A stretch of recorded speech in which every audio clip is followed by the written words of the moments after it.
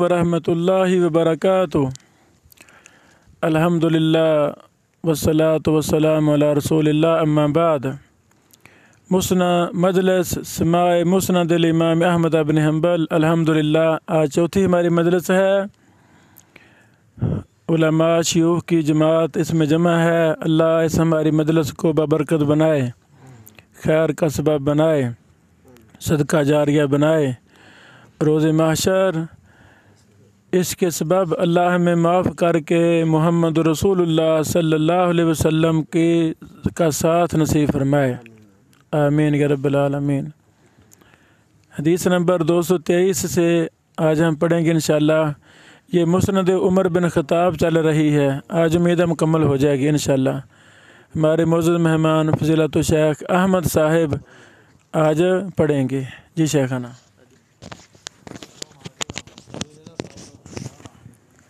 बिस्मिल्लाहिर्रहमानिर्रहीम वबिही क़ाल हद्दसना अब्दुर रज़्ज़ाक़ अख़बरनी यूनुस इब्न सुलैम क़ाल अमला अलैहि यूनुस इब्न यज़ीद इब्न शहाब अन उरवा इब्न ज़ुबैर अन अब्दुर्रहमान इब्न अब्दिल क़ारी समिअतु उमर इब्न अल-ख़त्ताब यक़ूल कान इज़ा नज़ला अला रसूलिल्लाहि सल्लल्लाहु अलैहि वसल्लम अल-वहयु युस्मअु इंद वजहिhi दविyyun कदविय्यि नहल फमकथना साअतन फastaqbala al-क़िबलता व रफ़अ यदैहि फ़क़ाल अल्लाहुम्मा ज़िदना व ला तनक़ुसना व अक्रिमना व ला तुहिन्ना व अतिना व ला तुहरिमना व आथिरना व ला तु'थिर अलैना वारज़ अन्ना वारज़िना। क़ाल ثم قال لقد أنزلت عليه 10 آيات من أقامهن دخل الجنة ثم قرأ علينا قد أفلح المؤمنون حتى ختم 10 آيات.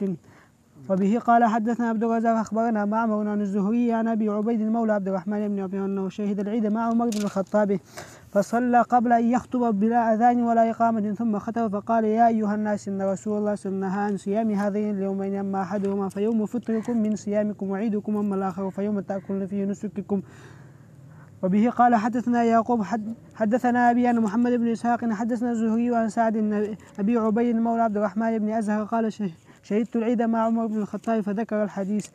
وبه قال حدثنا عبد الرزاق حدثنا عبد الله بن عمر النافع عن ابن عمر أن عمر قبل الحجر ثم قال قد علمت أنك حجر ولولا أني رسول الله قبلك ما قبلتك. حدثنا هشيم أخبرني سيار أبي وائل أن رجلا قال نصراني يقال له الصبي بن معبد أسلم فأراد الجهاد فقيل له ابدأ بالحج فأتى الأشعرية فأمره أن يهل بالعمرة والحج جميعا ففعل. وبينما هو يلبي إذ مر يزيد بن السوحان وسلمان بن ربيعة فقال أحدهما لصاحبه لهذا أظل من بعير أهلي فسمعه صبي فكبر ذلك عليه فلما قدم أتى عمر فذكر ذلك فقال له عمر هديت لسنة نبيك وسمعته مرة أخرى يقول وفقت لسنة نبيك. وبه قال حدثنا أبو معاوية حدثنا الأعمش عن إبراهيم عن علقمة عن عمر قال كان رسول الله يسمع عند أبي بكر الليلة كذا في الأمر من أمر المسلمين وأنا معه. وبه قال حدثنا أبو معاوية حدثنا عاصم الأحول عن عبد الله بن سرجس قال رأيت الأسيلع يعني عمر يقبل الحجر ويقول إني لأقبلك وأعلم أنك حجر لا تنفع ولا تضر ولولا أني رأيت رسول الله يقبلك لم أقبلك. وبه قال حدثنا عبد الله بن نمير حدثنا عبيد الله النافع عن عمر قلت يا رسول الله أيرقد أحدنا وجنوب قال نعم إذا توزع. وبه قال حدثنا ابن نمير أخبرنا هشام عن أبيه عن عاصم عن عمر بن الخطاب قال رسول الله إذا أقبل الليل وأدبر النهار وغابت الشمس فقد أفطرت. وبه قال حدثنا أبو كامل حدثنا إبراهيم بن سعد حدثنا ابن شهاب وحدثنا عبد الرزاق أخبرنا معمر من الزهري المعنى عن أبي الطفيل عامر بن واثلة عن نافع بن عبد الحارث لقي عمر بن الخطاب بعسفان وكان عمر استعمل على مكة فقال له عمر من استحلفت على أهل الوادي قال استخلفت عليه ابن أبزة. وقال من ابن أبزة فقال رجل من موالينا فقال عمر استخلفت عليه مولا فقال إنه قارئ الكتاب عالم بالفرائض قاز. فقال عمر أما إن نبيكم قال صلى الله عليه وسلم إن الله يرفع بهذا الكتاب أقواما ويضع به آخرين. وبه قال حدثنا محمد بن فوزين حدثنا إسماعيل بن سمين عن مسلم البطين عن أبي البختري قال عمر رضي الله عنه لأبي عبيدة بن الجراح ابسط يدك حتى أبايعك فإني سمعت رسول الله يقول أنت أمين هذه الأمة. فقال أبو عبيدة ما كنت لأتقدم بين يدي رجل أمره رسول الله صلى الله عليه وسلم أن يؤمنا فأمنا حتى مات. وبه قال حدثنا عبد الرزاق أخبرنا سفيان الأعمش عن شقيق بن سلمة عن سلمان بن ربيعة عن عمر قال قسم رسول الله قسمة فقلت يا رسول الله هل غير هؤلاء أحق منه؟ فقال النبي صلى الله عليه وسلم إنهم خيروني بين أن يسألوني بالفحش أو يبخلوني فلست بباخر. وبه قال حدثنا عبد الرزاق أخبرنا أخبرنا عبد الله بن عمر عن نافع عن ابن عمر أن عمر رضي الله أن عمر سأل النبي صلى الله عليه وسلم: ينام أحدنا رجل؟ قال: نعم، ويتوضأ وضوءه للصلاة. وبه قال حدثنا عبد الرزاق أخبرنا معمر عن أيوب عن نافع عن ابن عمر أن عمر سأل النبي صلى الله عليه وسلم مثله. وبه قال حدثنا عبد الرزاق أخبرنا عبيد الله بن عمر النافع قال: رأى ابن عمر سعد بن مالك يمسح على خفيه، فقال ابن عمر: إنكم لتفعلون هذا؟ فقال سعد: نعم. فاجتمعنا عند عمر، فقال سعد: يا أمير أفتي ابن أخي في المسح على الخفين. فقال عمر: كنا ونحن مع النبي صلى الله عليه وسلم على خفافنا. فقال ابن عمر: وإن جاء من الغاية والبر؟ فقال عمر: نعم، وإن جاء من الغاية والبر. قال نافع: فكان ابن عمر بعد ذلك يمسح عليه ما لم يخلعهما، ولم يوقت لذلك وقتا. فحدثت به معمر، فقال: حدثني أيوب عن نافع مثله. وبه قال حدثنا عبد الرزاق أخبرنا معمر بن الزهري أخبرني مالك بن أوس الحدثان قال: صرفت عند طلحة بن عبيدة ورقا بذهب، فقال: أنظرني حتى يأتينا خازننا من الغابة. قال: فسمع عمر بن الخطاب فقال: لا والله لا تفارق حتى تستوفي منه صرفه، فإني سمعت رسول الله الذهاب بالوريق ربا إلا هاء وهاء. به قال حدثنا عبد الرزاق حدثنا معمر بن الزهري عن عبد الله بن عتبة قال: لما ارتد أهل الردة في زمان أبي بكر قال عمر: كيف تقاتل الناس يا أبا بكر؟ وقد قال رسول الله: أمرت أن أقاتل الناس حتى يقول لا إله إلا، فإذا قالوا لا إله إلا فقد عصموا مني دماءهم وأموالهم إلا بحقها وحسابهم على الله. فقال عمر: والله لو قاتلنا من فرق بين الصلاة والزكاة، فإن الزكاة حق المال، والله لو منعوني عناقا كانوا يؤدونها إلى رسول الله فقاتلتهم عليها. قال عمر: فوالله ما هو إلا أن رأيت أن الله قد شرح صدر أبي بكر للقتال، فعرفت أنه الحق. وبه قال حدثنا عبد الرزاق أخبرنا إسرائيل بن عن سماك عن عكرمة عن ابن عباس قال: قال عمر: قد كنت في ركب أسير في غزاة مع النبي صلى الله عليه وسلم، فحلبت فقلت لا وأبي، فنهرني رجل من خلفي وقال: لا تحلبوا بآبائكم، فالتفت فإذا أنا برسول الله صلى الله عليه وسلم. وبه قال حدثنا عبد الرزاق حدثنا معمر بن الزهري عن سالم عن أبي عمر بن الخطاب قال: سمعني رسول الله وأنا أحلف بأبي، فقال: إن الله ينهاكم أن تحلفوا بآبائكم. قال عمر: فوالله ما حلفت بها بعد ذاكرا ولا آثرا. وبه قال حدثنا خلف بن الوليد حدثنا خالد بن عن خالد عن أبي حتمان عن عمر رضي الله عنه رسول الله رخص في الحرير في إصبعين. وبه قال حدثنا يحيى بن سعيد حدثنا التيمي عن ابي عثمان قال: كنا مع عتبة بن فرقد فكتب اليه عمر باشياء يحدثه عن النبي صلى الله عليه وسلم، فكان فيما كتب اليه ان الرسول صلى الله عليه وسلم قال: لا يلبس الحرير في الدنيا الا من ليس له في الاخره منه شيء الا هكذا. وقال: باسم السبابه والوسطى. قال ابو عثمان: فرأيت انها ازرار الطيالسة حين راينا الطيالسة. وبه قال حدثنا يحيى بن جريج حدثنا عبد الرحمن بن عبد الله بن عمار عن عبد الله بن بابي عن يعلى بن أمية قال: قلت لعمر بن الخطاب: إقصار الناس على صلاة اليوم، وإنما قال عز وجل: خفتم أن يفتنكم الذين كفروا فقد ذهب ذاك اليوم. فقال: عجبت مما عجبت منه، فذكرت ذلك رسول الله فقال: صدقة تصدق الله بها عليكم فاقبلوا صدقته. وبه قال حدثنا عبد الرزاق أخبرنا ابن جريج سمعت عبد الرحمن بن عبد الله بن عمار يحدث فذكره. وبه قال حدثنا يحيى بن عن ابن أبي عروبة حدثنا قتادة عن سعيد بن المسيب قال عمر: إن آخر ما نزل من القرآن آية الربا، وإن الرسول صلى الله عليه وسلم قبض ولم يفسر فدعوا الربا والربا. وبه قال حدثنا يحيى حدثنا شعبة حدثنا قتادة عن سعيد بن المسيب عن ابن عمر النبي صلى الله عليه وسلم: الميت يعذب في قبره بالنياحة عليه. وبه قال حدثنا يحيى عن عبيد الله أخبرني نافع عن ابن عمر أن عمر النبي صلى الله عليه وسلم يعذب بالميت ببكاء أهله عليه. وبه قال حدثنا يحيى عن سمعت سعيد بن المسيب أن عمر رضي الله إياكم أن تهلكوا عن آية رجم أن يقول قائل: لا نجد حدين في كتاب الله، فقد رأيت النبي صلى الله عليه وسلم قد رجم وقد رجمنا. وبه قال حدثنا يحيى حدثنا حميد عن أنس قال: عمر: وافقت ربي في 3 أو وافقني ربي في 3. قلت: يا رسول الله: اتخذت من مقام إبراهيم مصلى، فأنزل الله: فاتخذوا من مقام إبراهيم مصلى. قلت: يا رسول الله: إنه يدخل عليك البر والفاجر، فلو أمرت أمهات المؤمنين بالحجاب، فأنزل الله آية الحجاب. وبلغني معاتبة النبي صلى الله عليه وسلم فاستقريت أمهات المؤمنين، فدخلت عليه فجعلت أستقريهن واحدة. والله لئن انتهيتن وإلا ليبدلن الله ورسوله خيرا منكن. قال: فأتيت على بعض النساء قالت: يا عمر: أما في رسول الله ما يعز النساء حتى تكون أنت تعظهن، فأنزل الله عز وجل: ربه إن طلقكن يبدله أزواجا خيرا منكن. وبه قال حدثنا يحيى عن شعبة حدثنا أبو زيبان سمعت عبد الله بن زبير يقول لا تلبسوا نساءكم الحرير فإني سمعت رسول يحدث عن النبي صلى الله عليه وسلم من لبس الحرير في الدنيا لم يلبس في الآخرة. وقال عبد الله بن الزبير من لم يلبس في الآخرة لم يدخل الجنة. قال الله ولباس فيه حرير. وبه قال حدثنا يحيى بن إسماعيل أن حدثنا عامر وحدثنا محمد بن عبيد حدثنا إسماعيل بن أبي خالد رجل عن الشعبي قال مر عمرو بطلحة فذكر معناه. وقال مر عمر بطلحة فرآه مهتما قال لعلك ساءك إمارة ابن عمك. قال يعني أبي بكر. فقال لا ولكني سمعت رسول الله يقول إني لأعلم كلمة لا يقولها الرجل عند موته إلا كانت نورا في صحيفتي وجد لها روحا من الموت. قال عمر أنا أخبرك بها هي الكلمة التي أراد بها عمرو شهادة لا إله إلا الله. قال فكأنما كشف عني غطاء. قال صدقت لو علم كلمة هي أفضل منها لأمره بها. وبه قال حدثنا يحيى عن ابن جريج حدث سليمان بن عتيق عبد الله بن بابي عن يعلى بن أمية قال طفت مع عمر بن الخطاب فلما كنت عند الركن الذي يلي الباب مما يلي الحجر أخذت بيدي لأستلم. فقال أما طفت مع رسول الله قلت بلى. قال فهل رأيته يستلم؟ فقلت لا. قال فانفض عنك فإن لك في رسول الله. به قال حدثنا يحيى عن الأعمش حدثنا شقيق حدثني الصبي بن معبد وكان رجلا من بني تغلب. وقلت نصرانيا فأسلمت. قال كنت نصرانيا فأسلمت فاجتهدت فلم آل فأهللت بحجة وعمرة فمرت بالعذيب على سلمان بن ربيع وزيد بن سوحان فقال أحدهما بهما جميعا فقال له صاحبه دعوه فله أظل من بعير. قال فكأنما بعير على عنقي. فأفتيت عمر رضي الله فذكرت ذلك له فقال لي عمر إنهما لم يقولا شيء هديت بسنة نبيك. وبه قال حدثنا يحيى عن عبيد الله حدثني نافع عن عمر انه قال يا رسول الله نذرت في الجاهليه ان اعتكف في المسجد الحرام ليله فقال له فوفي بنذرك. وبه قال حدثنا عبد الرزاق اخبرنا سفيان مسعود ابي وائل عن صبي عن ابن معدب التغلبي قال كنت حديث عهد بالنصرانية فأردت الجهاد أو الحج فأتيت رجلا من قومي يقال له هديم فسألته فأمرني بالحج فقرنت بين الحج والعمرة فذكره. به قال حدثنا وكيع حدثنا سفيان عبد الرحمن سفيان عن زبير الأيامي عن عبد الرحمن بن أبي ليلى عمر قال صلاة السفر ركعتان وصلاة الأزهر ركعتان وصلاة الفطر ركعتان وصلاة الجمعة ركعتان تمام غير قصر على لسان محمد صلى الله عليه وسلم. قال سفيان وقال زبير مرة وراه عن عمر قال عبد الرحمن على غير وجه الشك.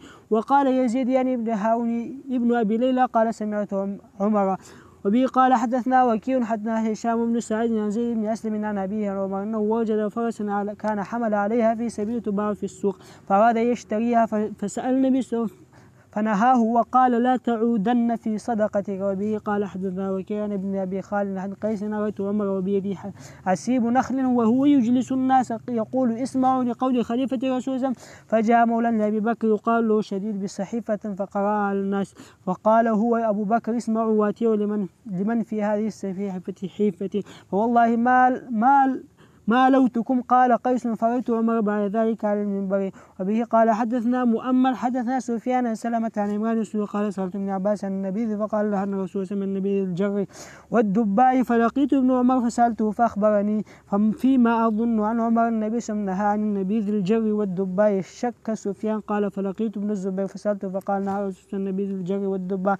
وبه قال حدثنا أسود بن عامر حدثنا حماد بن سلمة أبي سنان وعبيد بن عبد وأبي مريم وأبي شعيب أن عمر بن الخطاب قال كان بالجابية فذكر فتح بيت المقدس فقال أبو سلمة فحدثني أبو سنان عبيد بن عبد قال سمعت عمر بن الخطاب يقول لكعب فكان القدس كل أين ترى أن أصلي؟ فقال إن أخذت عني صليت خلف الصخرة فكانت القدس كلها بين يدي. فقال عمر ظاهرة اليهود؟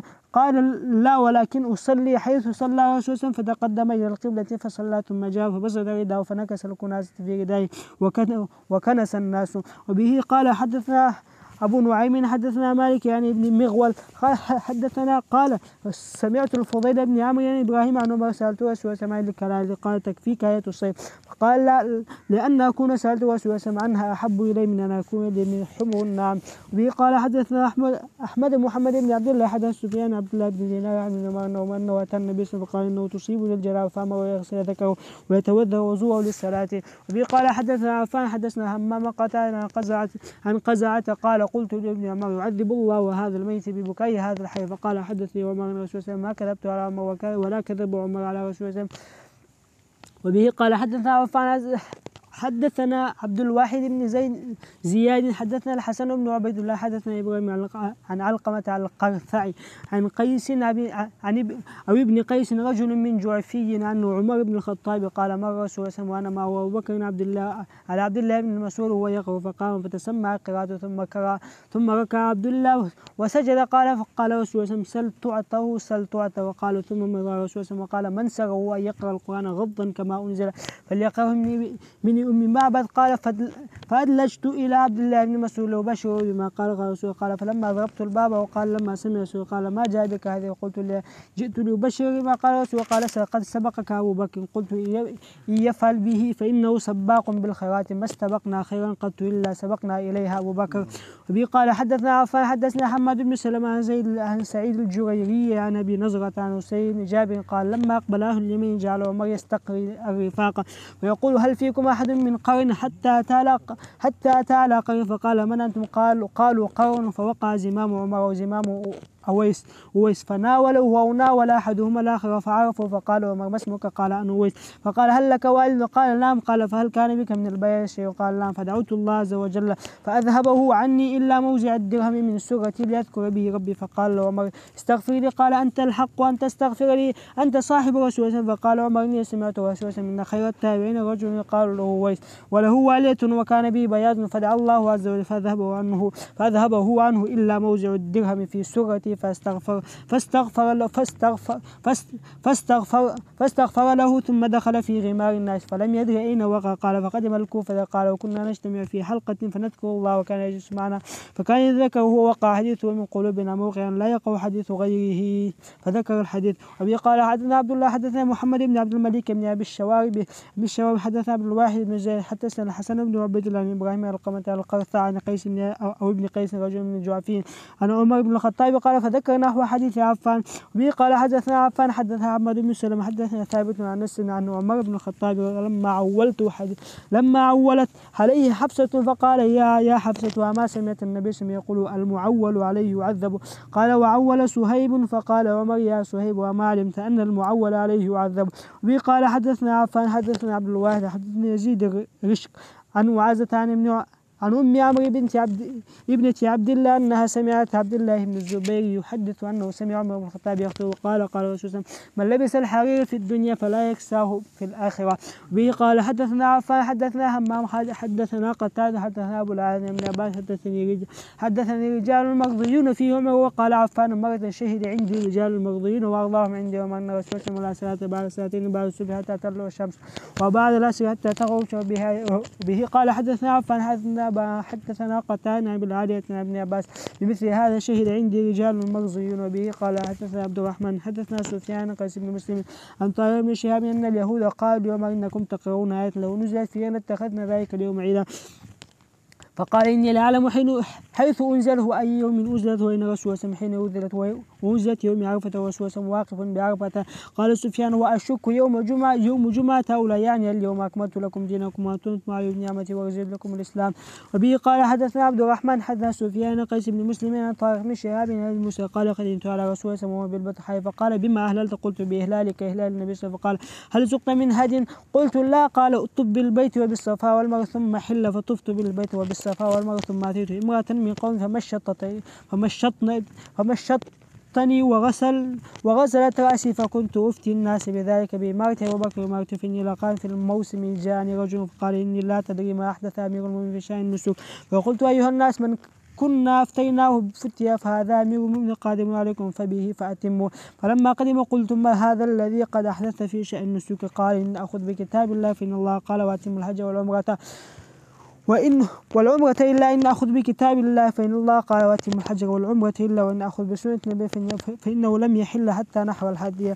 وبه قال حدثنا عبد الرحمن بن سفيان عن إبراهيم بن عبد الله عن سويد بن غفلان قال رأيت عمر يقبل الحجر ويقول إني لا أعلم أنك حجر لا تضره ولا ولكن رأيت أبو القاسم بك حفيا. وبه قال حدثنا عبد الرحمن بن سفيان عبد الرزاق أخبرنا سفيان أبي عن عمرو بن ميمون قال عمر قال عبد الرزاق سمعت عمر رضي الله عنه إن المشركين كانوا لا يفيزون من جمع حتى تشرق الشمس على الثبير. قال عبد الرزاق وكانوا يقول أشرق ثبير كيما نغير يعني فخالفهم النبي صلى الله عليه وسلم فدفع قبل أن تطلع الشمس. وبه قال حدثنا عبد الرحمن حدثنا مالك عن الزهري عن عبيد الله بن عبد الله عن ابن عباس قال عمر إن الله بعث محمدا وأنزل عليه الكتاب فكان فيما أنزل عليه آية رجم فقرأنا بها وعقلناها ووعيناها فأخشى أن يطول بالناس يحدث فيقول إنا لا نجد آية رجم فتترك فريضة أنزلها الله وإن الرجم في كتاب الله حق على من زنى إذا أحسن من الرجال والنساء إذا قامت البينة أو كانت الحبل أو الاعتراف. حد به قال حدثنا عبد الرحمن عن مالك عن الزهري عن عروة عن عبد الرحمن بن عبد عن عمر بن الخطاب قال سمعت هشام بن حكيم يقرأ سورة الفرقان في الصلاة على غير ما أقرأ وكان رسول الله أقرأنيها فأخذت بثوبي فذهبت به إلى رسول الله فقلت يا رسول إني سمعت يقرأ سورة الفرقان على غير ما أقرأتنيها فقال اقرأ فقرأ القراءة سمعتها منه فقال هكذا أنزلت ثم قال لي اقرأ فقرأت فقال هكذا أنزلت إن هذا القرآن أنزل على 7 أحرف فاقرأوا ما تيسر به. قال حدثنا عبد الرزاق أخبرنا معمر الزهري عن عروة بن مسعود مخرمة وعبد الرحمن بن عبد القاري أنهما سمع عمر بن الخطاب يقول مررت به هشام بن حكيم بن حزام يقرأ سورة فذكر معناه.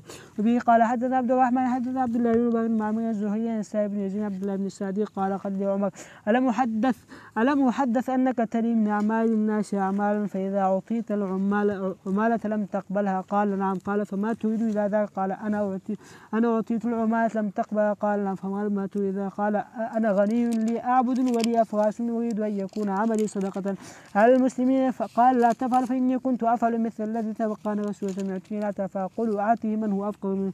قال خذه فإما أن تموله وإما أن تصدق به ما آتاك الله فيها من هذا المال وأنت غير مشرف له ولا سيف فخذه وماله فلا تتبعه نفسك. وبه قال حدثنا عبد الرزاق حدثنا معمر الزهري عن سعيد بن يزيد قال لقي عمر عبد الله بن السعدي فذكر ما إلا أنه قال تصدق به ولا تتبعه نفسك. وبه قال حدثنا عبد الرحمن عن مالك عن زيد بن أسلم عن أبيه عن عمر بن الخطاب قال حملت على فرس في سبيل الله فأضاعه صاحبه فأردت أن أبتاعه وظننت أنه بائع بخس فقلت حتى أسأل رسول الله فقل لا تبتعه وإن أعطاكه بدين فإن الذي يعود في صدقته كالكلب يعود في قيئه. وبه قال قرأت على عبد الرحمن عن مالك بن شهاب عن أبي عبيد المولى بن أزهر أنه قال شهدت العيد مع عمر بن الخطاب فجاء فصلى ثم سلم فخطب الناس فقال إن هذين يومان نهى رسول الله عن صيامهما يوم فطركم من صيامكم والآخر يوم تأكلون فيه من نسككم. به قال حتى إسماعيل بن إبراهيم يحيى بن أبي إسحاق عن سالم بن عبد الله قال كان عمر رجلا غيورا فكان إذا خرج إلى الصلاة اتبعته وعاتكة ابنة يزيد فكان يكره خروجها ويكره منها وكان يحدث أن الرسول صلى الله عليه وسلم إذا استأذنتكم نساؤكم إلى الصلاة فلا تمنعوهن. وبه قال حدثنا عبد الرحمن عن مالك عن زيد بن عن عمر قال لولا آخر المسلمين ما فتحت قرية إلا قسمتها كما قسم الرسول صلى الله عليه وسلم خيبر. وبه قال حدثنا إسماعيل وحدثنا سلمة بن علقمة عن محمد بن سيرين نبئت عن أبي عجفاء السلمي قال سمعت عمر يقول ألا لا تغلو الصدقة النساء ألا لا تغلو الصدق النساء فإني لو كانت مكرمة في الدنيا وتقوى عند الله كان أولاكم بها النبي صلى الله عليه وسلم. أصدق الرسول صلى الله عليه وسلم امرأة من نساء ولا وصدقت امرأة من بناتي أكثر من 12 أوقية وإن الرجل ليبتلى بصدقة امرأته. وقال مرة وإن الرجل ليغلي بصدقة امرأته حتى تكون لها عداوة في نفسه وحتى يقول كلفت إليك علق القربة. قال وكنت غلاما عربيا مولدا لم أدري ما علق القربة. وأخرى تقولون لمن قتل في مغازيكم ومات قتل فلان شهيدا أو مات فلان شهيدا ولعل أن يكون قد أوقع عجوز دابته أو دف راحلته ذهبا أو ورق يلتمس التجارة. لا تقولوا ذاكم ولكن قولوا كما قال النبي صلى الله عليه وسلم أو كما قال محمد من قتل أو مات في سبيل الله فهو في الجنة. وبه قال حدث إسماعيل أخبرنا الجريري سيد أبي نظرة عن أبي الفراس قال خطب عمر بن الخطاب وقال يا أيها الناس ألا إنما كنا نعرفكم إذ بين ظهرانين النبي صلى الله عليه وسلم إذ ينزل الوحي وإذ ينبئنا الله من أخباركم ألا وإن النبي صلى الله عليه وسلم قد انقطع الوحي وإنما نعرفكم بما نقول لكم من أظهر منكم خيرا ظننا به خيرا وأحببنا عليه وما ظهر لنا شرا ظننا به شرا وأبغضنا عليه سرائركم بينكم وبين ربكم. ألا إنه قد أتى علي حين وأنا أحسب أن من قرأ القرآن يريد الله وما عنده فقد خيل إلي بآخرة إلا أن الرجال قد قرأوه يريدون به ما عند الناس فأريدوا الله بقراءتكم وأريدوا بأعمالكم. ألا إني والله ما أرسل عمالي لكم ليضربوا أبشاركم ولا ليأخذوا أموالكم ولكن أرسلهم إليكم ليعلموكم دينكم وسنتكم. فمن فعل به شيء سوى ذلك فليرفعه إلي هو الذي نفسي بيده إذن لأقصنه منه من المسلم أقصنه. فوثب عمرو بن العاص فقال يا أمير المؤمنين ورأيت إذا إن كان رجل مسؤول على رعية فأدب بعد رعيته أئنك لمقتصه منه؟ قال إي والذي نفس عمر بيده إذ لأقصنه منه إني لأقصه منه وقد رأيت رسول الله يقص من نفسه. ألا لا تضربوا المسلمون فتذلوهم ولا تجمروهم فتفلتوهم ولا تمنعوهم حقوقهم فتكفروهم ولا تنزلوهم الغياث فتضيعوهم. وبه قال حدثنا إسماعيل مرة وأخبر سلامة بن علقمة محمد بن سير قال نبئت عن ابن جعفر قال سمعت رسول عمر بن الخطاب يقول ألا لا تغلوا الصدوق النساء. وبه قال فذكر الحديث وقال إسماعيل وذكر أيوب هشام بن عون عن محمد بن عجفان عمر نحو من حديث سلامة إلا أنهم قالوا لم يقل محمد نبئت عن ابن جعفر. به قال حدثنا أيوب عن عبد الله بن أبي مليكة قال كنت عند عبد الله بن عمر ونحن ننتظر جنازة أم أبان ابنة عثمان بن عفان وعنده عمرو بن عثمان فجاء ابن عباس يقوده قائده قال فوراه أخبره بمكان ابن عمر فجاء حتى جلس إلى جنبي وكنت بينهما فإذا صوت من ذلك فقال ابن عمر سمعت رسول الله يقول إن الميت يعذب ببكاء أهله فأرسل عبد الله مرسلة. قال ابن عباس كنا مع أمير بن عمر حتى إذا كنا بالبيداء إذا هو برجل نازل في ظل شجرة فقال انطلق فاعلم من ذاك فانطلقت فإذا هو صهيب فرجعت إليه فقلت إنك أمرتني أن أعلم لك من ذلك وأنه قال مروه فليلحق بنا فقلت إنما هو أهله.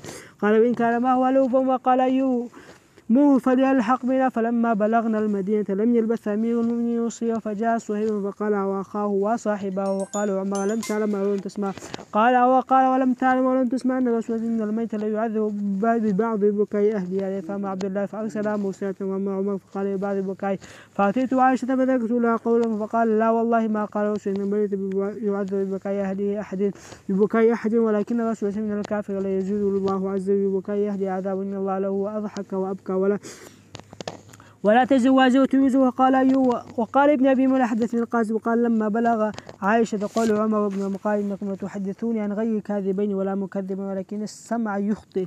وبه قال حدثنا عبد الرزاق أخبرنا ابن جرير أخبرني عبد الله بن مليكة فذكر ما يحدث أيوب أنه قال وقال ابن عمر لعمرو بن عثمان وهو مواجه ولا تنهى عن البكاء فقال رسول الله من الميت يعذب ببكاء أهله على يقبه. قال حدثنا عبد الرزاق أخبرنا ابن جرير أخبرني عبد الله بن مليكة قال توفيت ابنة عثمان بن عفان من مكة فحضر ابن عمر وابن عباس وإني لجالس بينهم فقال ابن عمر لعمرو مواجه ولا تنهى عن البكاء فإن الرسول قال إن الميت يعذب ببكاء أهله عليه.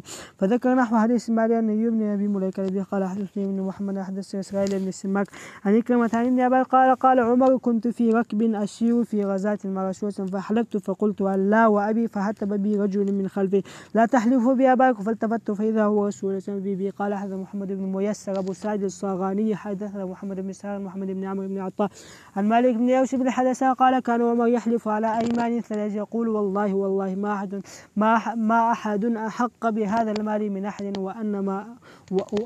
وما أنا بأحق به من أحد والله ما من المسلمين أحد إلا ولو في هذا المال يسلم إلا عبد المملوك ولكن على منازلنا من كتاب الله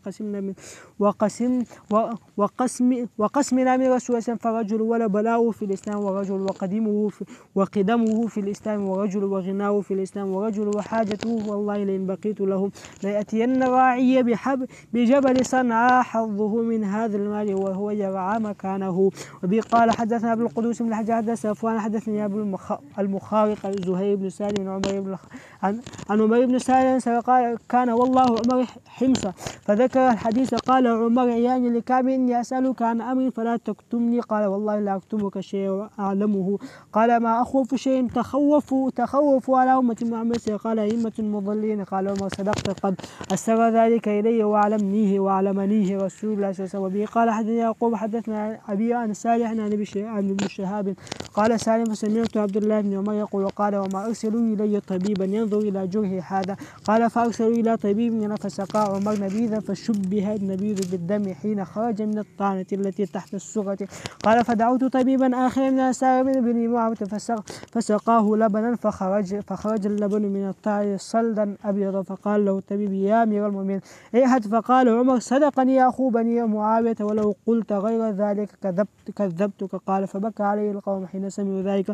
فقال لا تبكوا علينا من كان باكيا فليخرج. لم تروا واسمعوا ما قال الرسول صلى الله عليه وسلم يعذب الميت ببكاء يهدي عليه. فمن أجل ذلك كان عبد الله لا يقر أن يبكى عنده ولا هالك من ولده ولا غيرهم. قال حتى عبد الرحمن الثوري عن ابن إسحاق عن أبي إسحاق عن عمرو بن ميمون قال سمعت ابن الأخت يقول كان أهل الجاهلية لا يفيضون من جمع حتى يروا الشمس على سبيل وكانوا يقول أشر السبيل كيما نغير فأفاد رسول قبل طلوع الشمس. قال حدث عبد الرزاق أخبرنا معمر بن الزهري عن عروة عن المسور بن مخرمة وعبد الرحمن بن عبد القاري أنهما سمع عمر يقول مررت بهشام بن حكيم بن حزام يقرأ سورة الفرقان في حيث الرسول فاستمعت قراءته فإذا هو يقرأ على حروف كثيرة لم يقرئنيها رسولا فقدت أن أساور في الصلاة فنظرت حتى سلم فلما سلم لببته برداء فقلت من أقرأك هذه السورة تقرأ؟ وقال أقرأني يا رسول. قلت له كذبت فوالله إن النبي صلى الله عليه وسلم أقرأني هذه السورة تقرأ. وقال فنظرت أقوده إلى النبي صلى الله عليه وسلم فقلت يا رسول إني سمعت هذا يقرأ سورة الفرقان على حروف لم تقرئني وأنت أقرأتني سورة الفرقان. فقال النبي أرسله يا عمر اقرأ يا هشام. فقرأ عليه القراءة التي سمعت. فقال النبي هكذا وجدت. ثم قال النبي صلى الله عليه وسلم اقرأ يا عمر. فقرأت القراءة التي أقرأني رسول الله صلى الله عليه وسلم قال هكذا. ثم قال رسول الله أنزل على 7 أحرف فاقرأوا منه ما تيسر به. قال حدثنا الحكم بن نافع أخبرنا شعيب بن الزهري حدثني عروة عن حديث المسور بن مخرمة عبد الرحمن بن عبد القاري أنهما سمع عمر بن الخطاب يقول سمعت هشام بن حكيم بن حزام يقرأ سورة الفرقان في هدن النبي فاستمعت لقراءته فإذا هو يقرأ على حروف كثيرة لم يقرئنيها رسول الله. فكدت أساير في الصلاة فنظرت حتى سلم فلما سلم فذكر معنا وبه قال حدثنا حسين بن علي عن زايد حدثنا عن عاصم عن أبيه بن عباس قال عمر قال رسول من كان منكم ملتمسا ليلة القدر فليلتمسها في العشر الأواخر وترا. أبي قال حدثنا محمد بن بشهادة هشام بن أبيه عن ابن عمر أن عمر قيل ولا تستخلف قال إن أتوا فقد ترك من هو خير مني رسول الله من استخلف فقد استخلف من هو خير مني أبو بكر. به قال حدثني يزيد أخبرنا يحيى بن سعيد أنا محمد بن إبراهيم أخبر أنه سمع علقمة بن وقاص الليثي يقول أنه سمع ابن الخطاب يقول سمعت رسول الله إنما العمل بالنية وإنما لامرئ ما نوى فمن كانت هجرته إلى الله وإلى رسوله فهجرته إلى الله وإلى رسوله ومن كان هجرته لدنيا يصيبها امرأة يتزوجها فهجرته إلى ما هاجر إليه. قال حدثنا عاصم بن عثمان النهدي عن عمر بن الخطاب أنه قال اتجروا وارتدوا وانتعلوا والقوا الخفاف والسراويلات وارتدوا واتعلوا وألقوا الخفاف والسراويلات وألقوا الركب وانزوا نزوا وعليكم بالمعدية وارموا الأغراز وذروا التنعم وزي العجم وإياكم والحرير فإن رسول الله قد نهى وقال لا تلبسوا من الحرير لما كان هذا رسول بإسماعيل. وقال حدثنا يزيد أخبرنا يحيى بن عن سعيد بن المسيب عن عمر بن الخطاب أن إياكم أن تهلكوا آيات رجم وأن يقول قائل لا نجد أحدين في كتاب الله فقال رسول رجم ورجمنا بعده. قال حدثنا يزيد أخبرنا العوام حدثني شيخنا كان مرابطا بالسائل قال لقيت أبا سعيد مولى عمر بن الخطاب قال حدثنا عمر بن الخطاب أن رسول الله قال ليس من ليلة إلا والبحر يشرب فيها 3 مرات على الأرض يستأذن الله في أن ينفسخ عليهم فيكف الله عز وجل. وبه قال حدثني يزيد أخبر عبد الملك أنس بن سيرين قال قلت ابن عمر حدثني عن طلاقك امرأة قال طلقتها وهي هذا فذكرت ذلك وعمر بن الخطاب ذكر النبي صلى الله عليه وسلم فذكره النبي صلى الله عليه وسلم قال النبي صلى الله عليه وسلم فليراجع فإذا طهرت فليطلقها في طهرها. قال قلت له هل اعتدت بالتي طلقتها وهي هذا قال فما لي لا أعتد بها وإن كنت قد عجزت واستحمقت. وبه قال حدثني أخبرنا أسبرنا بالعلاء الشامي قال لبس أبو أمامة ثوبا جديدا فلما بلغ ترقوته قال الحمد لله الذي كساني ما أواري به عورتي وتجمل بي في حياتي. ثم قال سمعت ابن الخطاب يقول قال الرسول ثم استجد ثوبا فلبسه فقال حتى يبلغ الترقوت والحمد لله الذي كساني ما أواري به عورتي وتجمل بي في حياتي. ثم عمد إلى الثوب الذي خلق أخلق وقال ألقى فتصدق به كان في ذمة الله وفي جوار الله في كان في الله حيا وحيا وميتا حيا وميتا. حدث به قال حدثني يزيد أخبرنا محمد بن سعد النافع عن ابن عمر أنه من سألت رسول الله قلت يا رسول الله أحدنا إذا أراد أن ينام جنوبا كيف يصنع قبل أن يغتسل قال يتوضأ وضوء الاستسقاء ثم ينام بسم قال حدثنا يزيد أخبرنا ورقاء وأبو النضر قال حدثنا ورقاء عبد الأعلى الثعلبي عن عبد الرحمن بن أبي قال كنت مع عبد الوهاب بن عازم وعمر بن الخطاب في البقيع انظر إلى الهرة فأقبل راكبا فتلقى عمر فقال من أين جئت فقال من المغرب قال أهلت قال نعم قال عمر الله أكبر إنما يكفي المسلمين رجل ثم قام فتوضأ فمسح على خفيه ثم سأل المرء ثم قال هكذا رأيت رسول الله صنع. قال أبو النضر وعليه جبة ضيقة الكمين فأخرج يده من تحتها ومسح.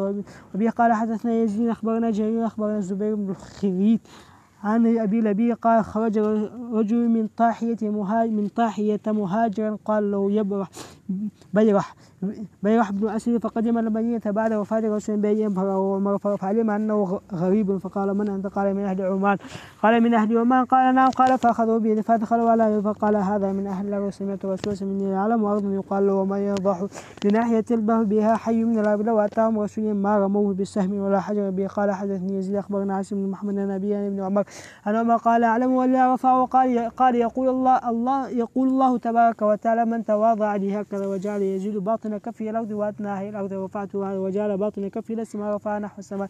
به قال حدثنا أخبرنا ديلم بن غزوان العبدي حدثنا ميمون الكودي عن أبي عثمان النهدي قال إني لجالس تحت منبر عمر بن الخطاب فمر وهو يخطب الناس قال في خطبة سمعت رسول الله منها ما أخاف وعلى هذه الأمة كل منافق عليم اللسان.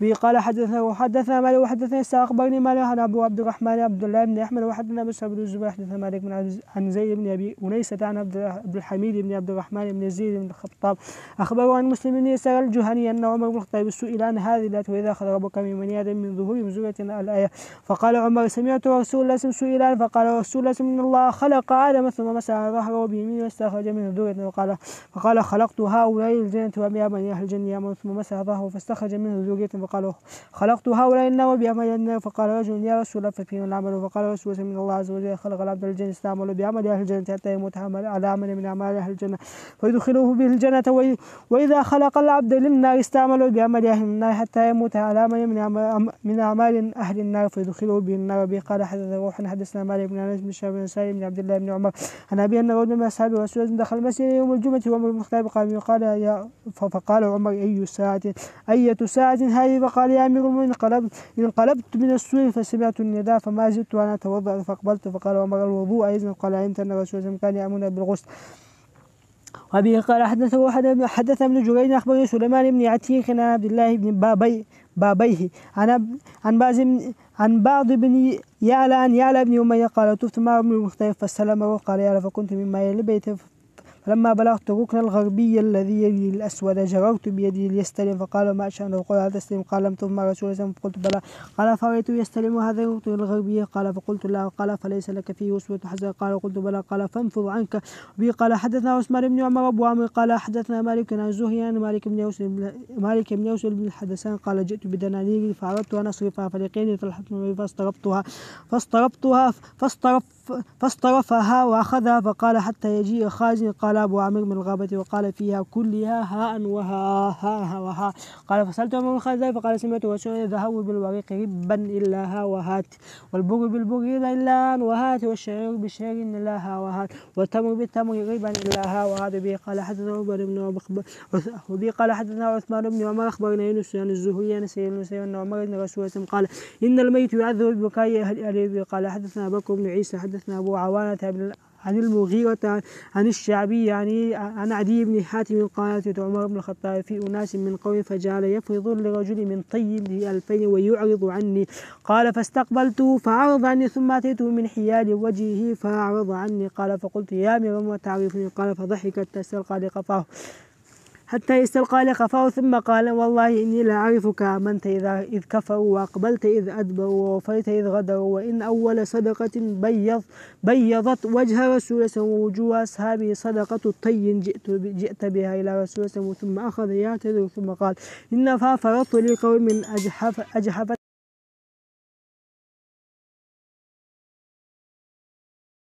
هشام بن زيد بن أسلم عن زيد بن أسلم عن أبي قال سمعت أبي قال حدثنا عبد الملك بن عمرو حدثنا هشام بن زيد بن أسلم عن أبي قال سمعت عمر الخطيب يقول فيما رملان الآن والكشف عن الملاك وقد أتى الله الإسلام ونفى الكفر وأهله ومع ذلك لا ندع الشرك ولا نفع رسول الله صلى الله عليه وسلم.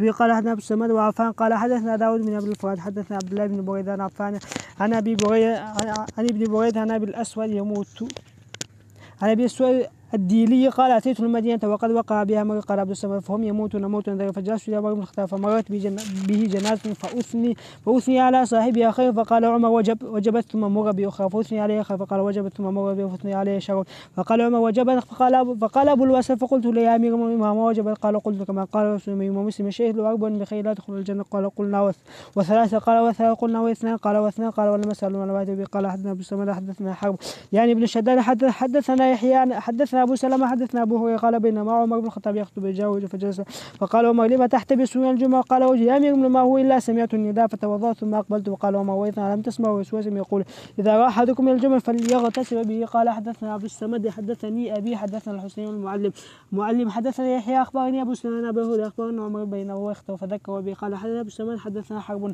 يعني ابن شداد حدثنا يحيى عن عمار بن حطان فيما يحسب حرب أنه سأل ابن عباس عن لبوس الحرير قال سأل عنه عائشة فسأل عائشة فقال سأل ابن عمر فسأل ابن عمر قال حدثني ابن أبو حفص أن الرسول صلى الله عليه وسلم قال من لبس الحرير في الدنيا فلا خلاق له في الآخرة. وقال حدثنا يحيى بن حماد وعفان قال حدثنا أبو عوانة عن داود بن عبد الله الأودي عن حميد بن عبد الرحمن الحميري حدثنا ابن عباس بالبصرة قال أنا أول من أتى عمر حين طعن فقال احفظ عني ثاقني أخاف أن لا يدركني الناس أما أنا فلم أقضي في الكلائد قزان ولم استخلف الناس خليفة وكل مملوك له عتيق فقال يستخلف فقال أي ذلك أفعل فقال فقد فعل ومن هو خير من إن أدعى إلى الناس أمرا فقد تركه نبي الله عليه السلام وإن استخلف فقد استخلف ومن هو خير مني أبو بكر فقلت له أبشر بالجنة صاحبت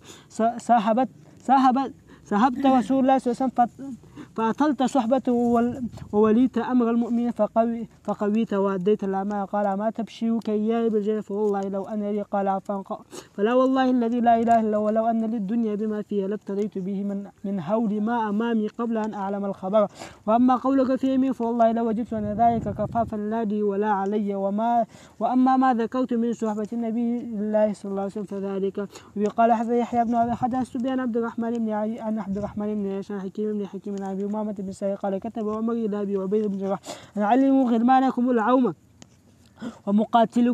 ومقاتلتكم الرمي فكانوا يختلفون إلا غاز فجاء سهم غرب إلى غلام فقتله فلم يجد له وكان في حجر خال له فكتب فيه أبو عبيدة إلى عمر فكتب إليه فأن رسول كان الله ورسول مولى من لا مولى له والخال وارث من لا وارث له. وبه قال أحد عبد الله بن زيد أخبرنا عبد الله هي عن عمرو بن شعيب عن أبيه عن جده عن الخطاب قال سمعت رسول الله يرث الولا من ورث المال من والد أو ولد. وبه قال حدثنا محمد بن عبيد حدثنا الأعمش بن إبراهيم عن عابس بن ربيعة قال رأيت عمر بن أتى الحجر فقال أما والله إني لا أعلم أنك حجر لا تضر ولا تنفع ولو أني وتوسوس قبلك ما قبلتك ثم دنا فقبل. وبي قال حدثنا أبو سعيد حدثنا دوجين أبو الغصن البصري قال قدمت المدينة فلقيت أسلم مولى عمر بن الخطاب فقلت حدثني عن عمر قال لا أستأتي وأخاف أن أزيد وأنقل كنا إذا قلنا لعمر حدثنا عن رسول الله قال أخاف أن أزيد حرفا أو أنقص أن رسول الله من كذب عليه فهو في النار. وبي قال حدثنا أحمد بن زين عمرو بن دينار مولى علي الزبير حدثنا من نبيا وقال رسول الله من قال في لا إله وحده لا شريك له والحمد بيد الخير يحيي ويميت وعلى كل شيء كتب له بها ألف حسن بسنة وماها عنه ب1000 على سنة وبنى له بيت بالجنة.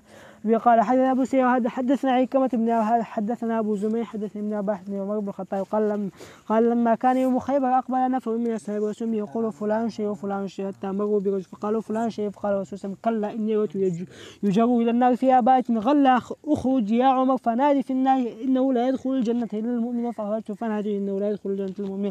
قال حدثنا أبو سيد حدثنا إسرائيل حتى سعيد بن مسعود عن سعيد بن عبيدة عن ابن عمر أن عمر أنه قال لا وأبي فقال رسول الله إنه من حلم بشيء دون الله فقد أشرك.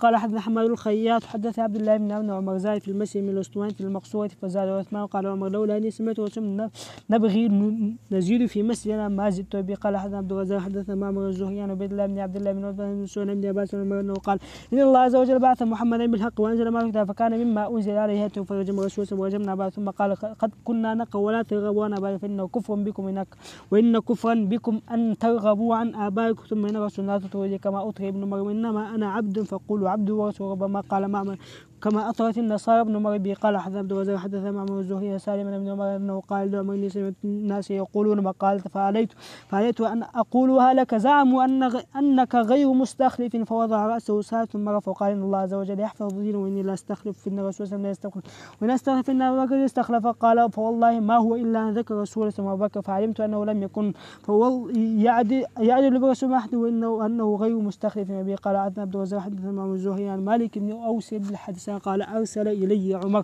فذكر الحديث فقلت لكما إن الرسول قال لا نورث ما تركنا صدر به. قال عبد الرزاق حدثنا معمر أن الزهري عن المسلم قال لما مات أبو بكر بكي عليه فقال عمر إن الرسول من الميت يعذب ببكاء الحي.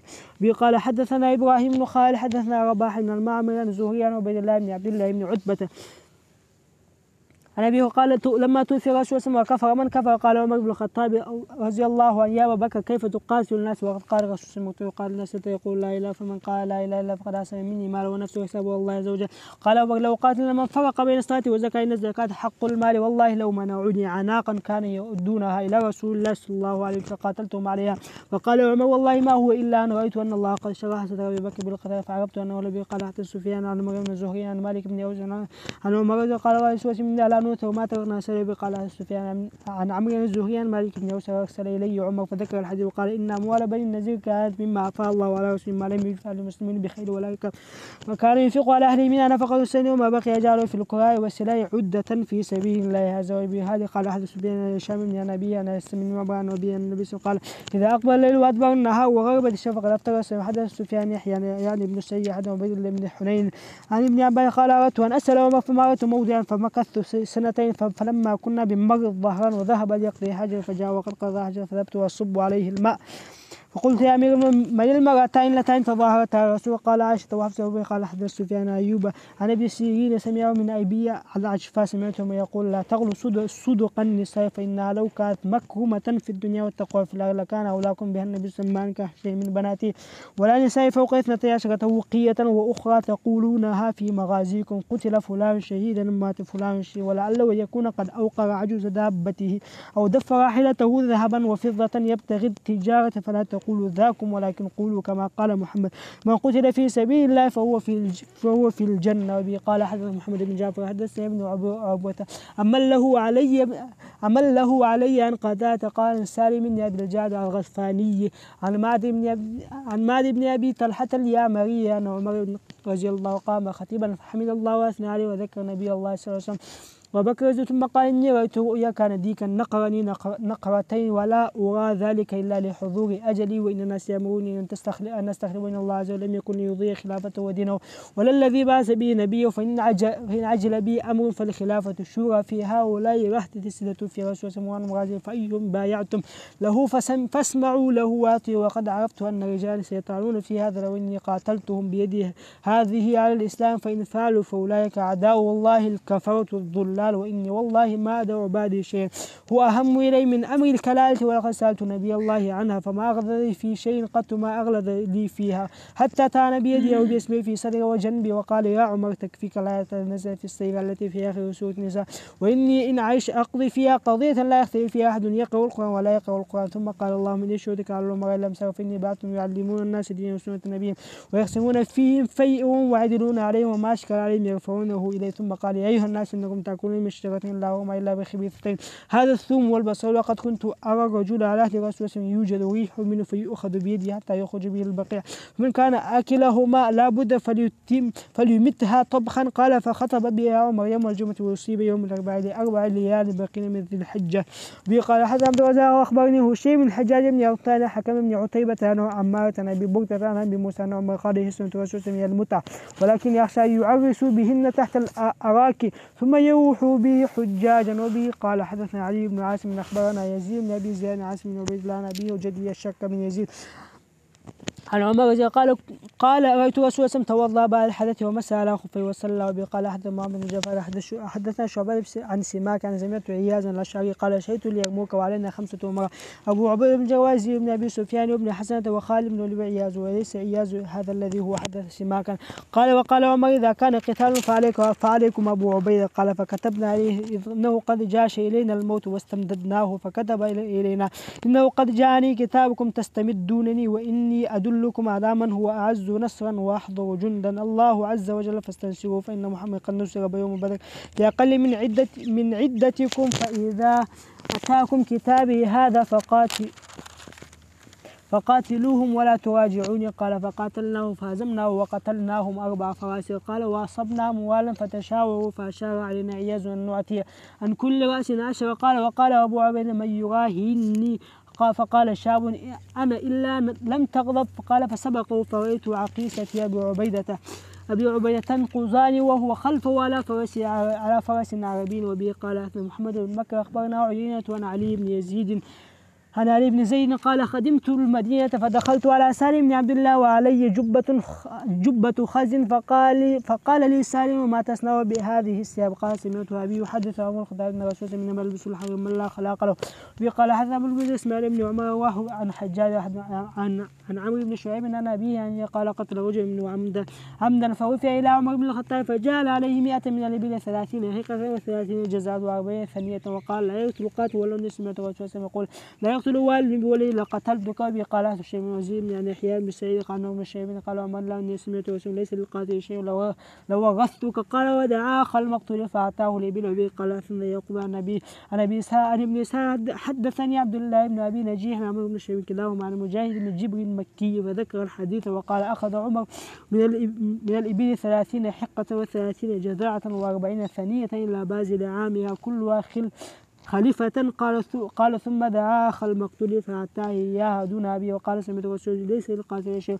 وقال إسماعيل حدثنا أيوب عن كرمة بن خالد عن مالك بن أوس بن الحدثان قال جاء العباس وعلي عليهم السلام إلى عمر يختصمان فقال قال العباس يقضي بيني وبين هذا الكذا كذا. وقال الناس افصل بينهما قال لا أفصل بينهما قد علم أن رسول الله صلى الله عليه وسلم قال لا نورث ما تركنا صدقة. قال حدثنا ابن أبي عروبة عن ابن أبي ورقة بن سيئن ومر قال من آخر ما نزل آية الربا وأن رسول الله توفي ولم يفسر فدعوا الربا والريبة.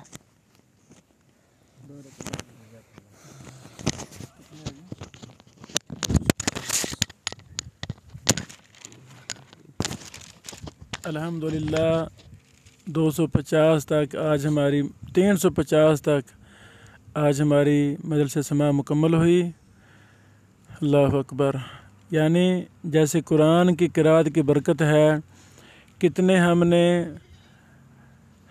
ज़ुबान के तोतले अटक अटक कर बात करने वाले भाइयों को देखा। जब कुरान पढ़ते हैं तो उनकी अटकन ख़त्म हो जाती है। आज हमने हदीस के पढ़ने की बरकत देखी। ये हमारे भाई अहमद साहब जब आम बात करते हैं तो अटकते हैं, बोला नहीं जाता, लेकिन माशाल्लाह देखा आपने, सुना कि कितनी स्पीड के साथ और कितनी रवानगी के साथ माशाल्लाह 100 से ज़्यादा हदीस पढ़ गए और एक भी दफ़ा नहीं अटके। अल्लाह अकबर। अल्लाह मतकब्बल। अल्लाह भाई को मुकम्मल सेहत अता फरमाए। बारक अल्लाह फ़ीकम।